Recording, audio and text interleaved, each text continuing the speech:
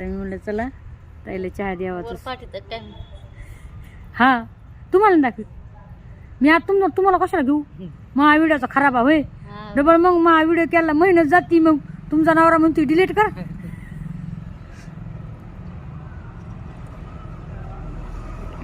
चहा चांगली झाली का? चांगली ना. मी दोन जास्त टाकली तुम्ही. मला लय पत्ती जास्त टाकावं लागतं.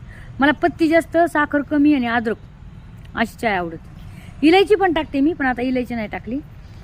भावनो मी ताईला सकाळी पण चहा दिली होती. ताईला 9 दिवसाचा उपवास आहे आणि चला मी ताईसाठी थोडंफार खायला आणलंय. तुम्ही म्हणता की खायला देते तर का दाखवती का? तसं नाही बरं का भावनो बहिणो. पण काही लोक मला काही बायका मला शिवीगाळ करतात ना. शिवे देतात मला की तू उपवास धरीत नाहीस, तू अशीच आहे, तू तशीच आहे, नुसतं मटण खात राहती. तर मी त्यांना 1000 वेळेस काय सांगते माहिती का? माणसाने आहे ना माणसामध्ये देव बघावा बरं का, दगडामध्ये नाही.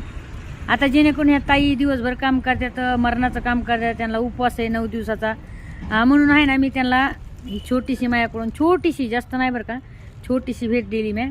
हे बघा शेंगा दिल्या तर 2 केळी दे. 2 केळी राहिली होती ती माझ्या देराने आणली होती रात्री केळी. 2 केळी सकाळी पण दिली त्यांना 1 केळी आहे ना हो. आणि शेंगा थोड्या दिल्या तर केळी दिली आणि मोसंबी दिली बघू शकताय. आणि 1 डाळिंब दिली. जेवढं होतं का मी तेवढं दिलं बरं का. म्हणजे होतं घरामध्ये जरसक जरा ताई खावा बरं का. मग सकाळी खाल्लं नाही का? हा त्याच्या नवऱ्याने पाहिलं त्याचा नवरा. पण मी त्यांना नाही घेतलं त्याच्यामुळे व्हिडिओमध्ये काय चांगलं नाही वाटत ते. तर मी असं नाही करते, माझा मोठेपणा नाही करत. तुम्ही मात्र मोठेपणा दाखवते का तशी गोष्ट नाही आहे.